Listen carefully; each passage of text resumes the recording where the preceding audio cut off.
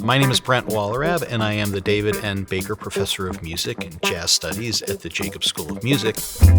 And for the upcoming jazz celebration, I'm the music director, the conductor, and the arranger, where I will be in front of the orchestra that will accompany our guest soloist, Dave Stryker, on guitar. Dave Stryker and I first met obviously as colleagues in the jazz department here, both teaching.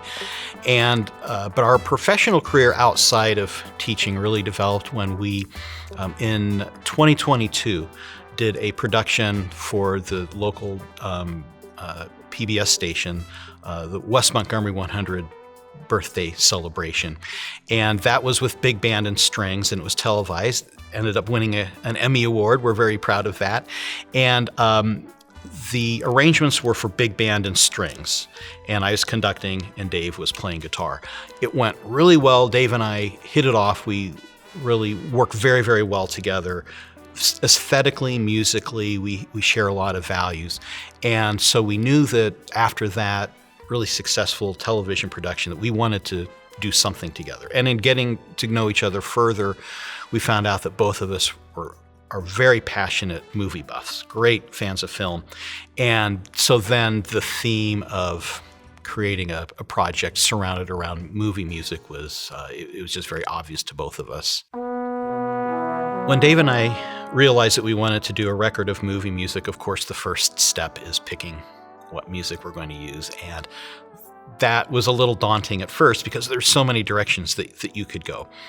We do share a lot of, probably because of our generation, our age, we do share a love for a lot of movies from the 70s, especially because we were both really young then, and that was probably the age that we first really were drawn into cinema. So that era has a particularly special place in both of our hearts. So we knew that there were a certain number of films from the 70s that both of us wanted to address. And so we both made lists and we compared lists. He brought some things to the table. I brought some things to the table. For instance, my wife's one of her favorite movies is Say Anything from 1989, Cameron Crowe with John Cusack. And of course, there's that iconic moment of John Cusack holding the boombox and, playing In Your Eyes.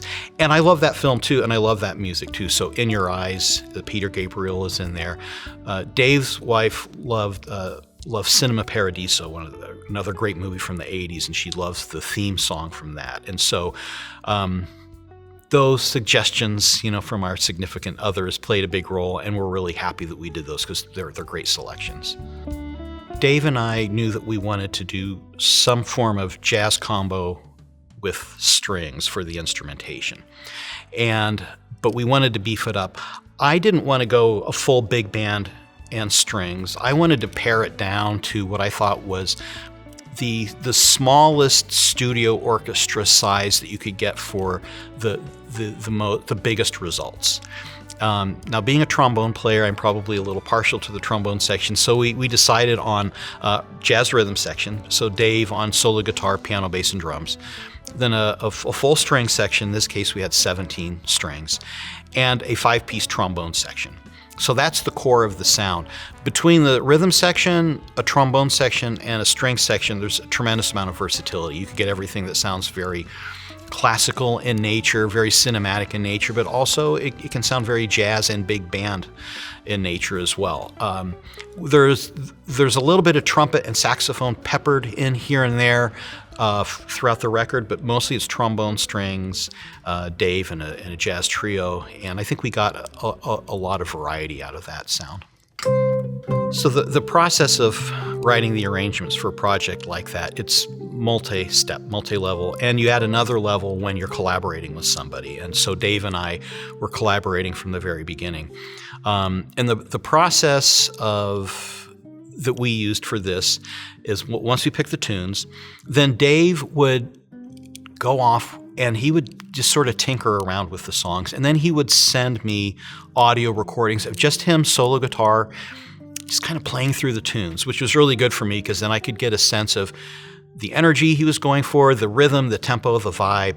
And so once I heard Dave just interpreting these songs on solo guitar, then I had an idea about the dramatic or emotional or timbral approach that I wanted to go. And then it's just getting down to work. And so the first step, once I got the material from Dave, is sketching. And it's very much like if you're writing prose creatively, where you're just brainstorming. It's just your first draft. Every idea stays. Even if you know it's not a good idea, you go ahead and follow through with that idea. So I just have pads of sketch manuscript paper just filled with every idea that I could come up with. Then you go through and assess which ideas get thrown out, which stay, and then you start refining the ideas. And so once the sketches are done, then I transfer it to handwritten full score. And that's also an editorial process. You're changing things as you're moving it to the score. Then it goes to the copyist, who then engraves it. And by engraving, that just means they're entering the handwritten score into a computer program that then digitizes it. And then that's also a process, because then you're changing things. And then you get the final score from your copyist. You're going through, making a few edits. You get it back to the copyist. Then you sign off on it, and then the copyist finalizes the score and then generates the individual parts from it. So it's a very, very long process with many steps. And then you get to the final result. Oh, and then we also create audio MP3 tracks, digital tracks. They don't sound like real musicians, but enough to get a rendering of what it's going to sound like. I'd send that to Dave. Dave would usually say, "That's great, let's go for it." Or he'd say, "Well, maybe change this or maybe change that." So it is a long process to get to the final score and parts that you take to the recording session with you. Dave and I took, it was well over a year from the very first time we spoke of saying, let's do a project together. That would have been in October of 22. We decided in January of 23 exactly what we were going to do. And then from that point on, we both worked, and then we went to the studio in February and March of 24. So it was a long process, but absolutely worth it. There's so many moving parts in it. You want to take your time and try to make the right choices. So on the score for the James Bond film, You Only Live Twice, the score is by John Barry. That was a very intimidating score to arrange because it's so iconic. Nancy Sinatra did the vocals. John Barry's original orchestration, it's perfect. It's absolute perfection. So what do you do with it? And so, for instance, there's this famous lick in the original, which is that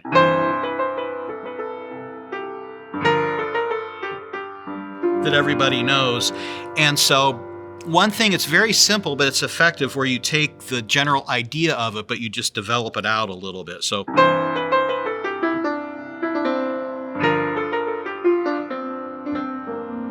something simple like that, where the shape, the gesture is the same, it starts the same, but you are developing developing that little melody a little bit. So it's familiar, but it's new at the same time. And so that's, a very simple way that we approach the record, taking these elements that are familiar, but then putting a little twist on them. Another thing is just simple reharmonization. So like with You Only Live Twice, it's the original is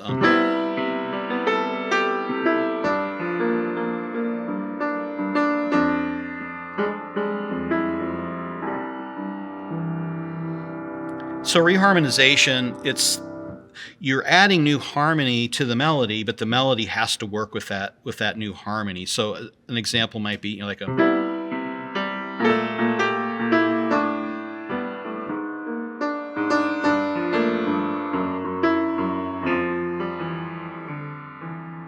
Right. So the new harmonization, it adds a different emphasis, it adds kind of a different momentum, it adds different color, but ideally it doesn't distract from the original melody. So there are thousands of changes that we made to the originals, but they are so subtle that you don't want them to take away from the intent of the original. When any arranger is taking a piece of music that was written by one of the great masters. And in this case, with this project, all these film scores, whether it's John Barry or whomever, they are perfect in their original incarnation. And in the case of the two pieces from Anatomy of a Murder, Duke Ellington and Billy Strayhorn, it can be very intimidating because there's no possible way to improve on the original. So you can't approach it like that. You have to approach it with a deep respect for the original, and also an understanding of the components of the original, understanding the original harmony and the original orchestration. And so you want to approach it saying, I'm going to try to honor the music and retain elements that you think are the elements that really give it its original character, that represent the original composer very well. And then also the aesthetic of the soloist, Dave Stryker. You have to write something that is going to be it's going to work with his voice, and with all these influences come in, then you try to craft something that sounds very familiar. It has links to the original, respect to the original composer, but also sounds new.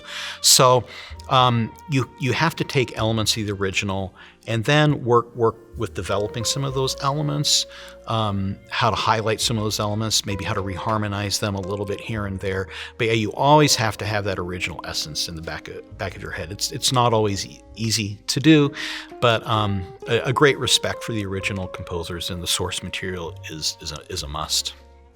With the way people listen to music now through streaming, and even the way it's offered, the idea of a record album, the way maybe some of us are older are used to it, where you would buy the record and you would listen to it from the first track to the end, and there's a certain kind of programming that you used to do with records. I don't know how relevant that is anymore, because I know that people don't necessarily listen to things that way. But Dave and I we can't get away from that. Again, I think it's our generation, our age, where an album means something. Your first track, then the next track and the next track, and then you follow it up where you can indeed listen to each individual track as its own piece. Absolutely. And I think everybody encourages that. But it's also something, if you do choose to take the time and listen to it in order of the way that it was programmed, it kind of creates a larger multi-movement piece in a way. So yeah, it works in both ways for sure. I have never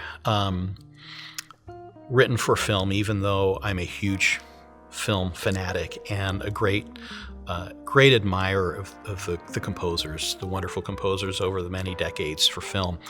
And I've never done that, and I've never actually had an aspiration to do it because it's such a specific thing. There are a whole array of techniques and processes and now technology that it's necessary to master in order to be a film composer. Also, I'm just at the point in my career where I probably am not going to. You kind of have to start at the beginning. I suppose there are some people like Ellington who Otto Preminger, when Ellington's about 60, brings him in, write a film score, but he's Duke Ellington, And I respect the craft of film scoring so much that I will just leave that to the experts and enjoy their work and respect the work that they do, and I'll just keep doing what I'm doing. This is a big project, and while at the Jacobs School of Music we can do big band concerts. In fact, big band concerts can happen in jazz clubs, all around the world. This is more than a big band. It's a 30-plus piece orchestra with string section and horns and rhythm section. So mounting a live concert of something like this is not easy to do. First, it's just getting all the people there at the same time, at the same place. But then finding a venue big enough. A jazz club that might be able to host a big band is not going to be able to host a 30-plus piece orchestra. So it's rare that we are going to be able to find the opportunity to present this live. So we're very grateful to the Jacobs School of Music and the Jazz Department for agreeing to host us so we can have a very rare, maybe the one and only live performance of this for the jazz celebration that's coming up. It's going to be really exciting. And I think the Musical Arts Center stage, which is so beautifully attuned to orchestral music, it's going to sound great with jazz and the strings. Obviously, Dave Stryker will be there as the main soloist, but we do have some special guest artists who appeared on the record who will be here, especially Sarah Caswell, who will be coming in as not just concertmaster, but also soloist. And I could talk all day long about what she contributed to the original recording, not just with her great playing, but with her commitment to making it sound great. Just an amazing person and musician. We're so grateful to have her. One of the trombone players, Rich Dole, who is a graduate here, and he now teaches at Butler University, and great musician. He'll be our professional representation, our trombone section. The rest of the trombones will be wonderful students here. Greg Ward, who is on faculty here, is on the record. He'll also be soloing. Tom Walsh will be playing. A recent alumni, Sam Butler, trumpet player who graduated a couple of years ago and is really making a splash on the national scene. We've asked him to come and be here and do that. Plus, we've got McClenty Hunter is the drummer who was on the original. He's from the East Coast. Dave works with him in a lot of small group, and of course he was on the original recording, and he'll be here. So it's going to be a really exciting combination of Jacobs students, jazz faculty, and guest artists that we're bringing in. In the past, we've done jazz celebrations. Sometimes we'll do different groups. We'll bring in, we have some combos, some big bands, the guest artists. In this case, this is just going to be this one show, just the music from the record. David Brent Johnson, of course, our local jazz history celebrity, will be hosting and talking. So that's obviously a great added value that we've had him a number of times. We're also going to have a great visual element where during the music and when David Brent Johnson is talking about the films, there will be video graphics of the film posters and some stills from the movies that people will be able to enjoy. But then also we are going to be presenting our annual Hoagie Carmichael Award for Excellence in Jazz Composition to not just one, but two students this year. So we'll have those little added elements, but as far as the live music that's playing, it's just going to be Dave and the orchestra. So Dave and I are really excited about this record. It was fun putting together. Our creative voices were there. The musicians were great. Really proud of the record. It's been very well received. But the thing that both Dave and I recognize is that the original filmmakers, the directors, the producers, and in this case especially the composers attached to these original films are giants of American art. They really are.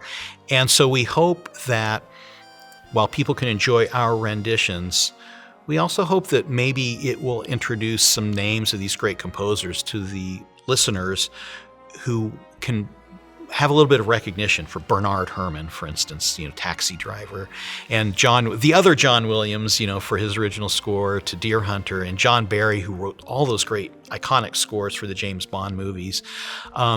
They're names that movie buffs know them, but a lot of the general public don't know them, but they're great musical American artists. And if that's part of what we can bring to the table, is shining a light on some of these great film composers, that would make us very happy.